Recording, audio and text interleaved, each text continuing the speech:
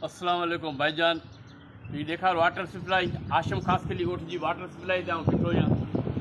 Water supply ते बीठो आहियां। मोहरम जो टियों ॾींहुं आहे। मोहरम जो टियों ॾींहुं आहे। सुबुह खां माण्हू पाणी पीअण लाइ पिया तड़पनि। ही कहिड़ो तौर तरीक़ो आहे? किथे लीडर पीपल्स पार्टी जा लीडर किथे इहा वाटर सप्लाई जेको आहे पाणी माण्हू उञ पिया मरनि। तव्हां जेको आहे पीपल्स पार्टीअ जा लीडर वधाईंदा अचो, लीडर वधाईंदा को कमु त ॾेखारियो। वाटर सप्लाई 24 घंटा थिया आहिनि, माण्हू पाणी उञ था मरनि, पाणी पीअण लाइ न आहे। अचनि लीडर अचनि, ख़बर पए पीपल्स पार्टी जा कहिड़ा लीडर आहिनि। अचो हिते वाटर सप्लाई त ॾिसो, माण्हुनि जे ॾुख सुख में त शरीक थियो। गॾे गाॾियूं ग़रीब माण्हू खणी अचनि था, पाणी पिया भरीनि, मजबूर आहिनि ग़रीब। केतिरो कंहिंजूं जंहिंजूं गॾे गाॾियूं हूंदियूं उहे भरींदा। किथे न लीडर पीपल्स पार्टी जा को लीडर ॾेखारे वञे। 24 घंटा थिया, बिजली 24 घंटा हलण वारी बिजली आहे। वाटर सप्लाई जी बंदि आहे आशम कासकली ॻोठ वारी।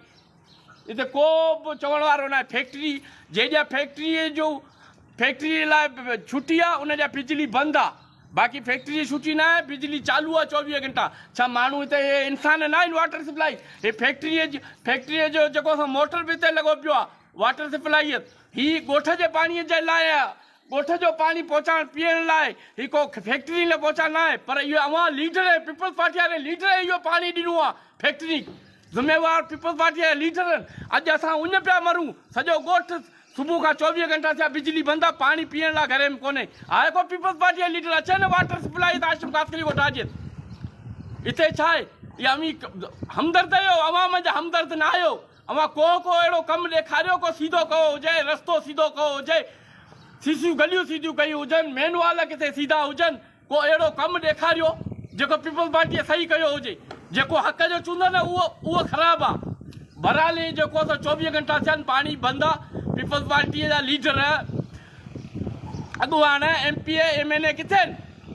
पहुचो न आशम कासकली वारी वाटर सप्लाई ते। माण्हू उञ पिया मरनि, परेशान आहिनि। मोहरम जो टियों महीनो आहे, यज़ीद पाणी बंदि कोन थो करे। तव्हां अलाए कहिड़े इलाइक़े में था रहो, ख़बर ई कोन्हे।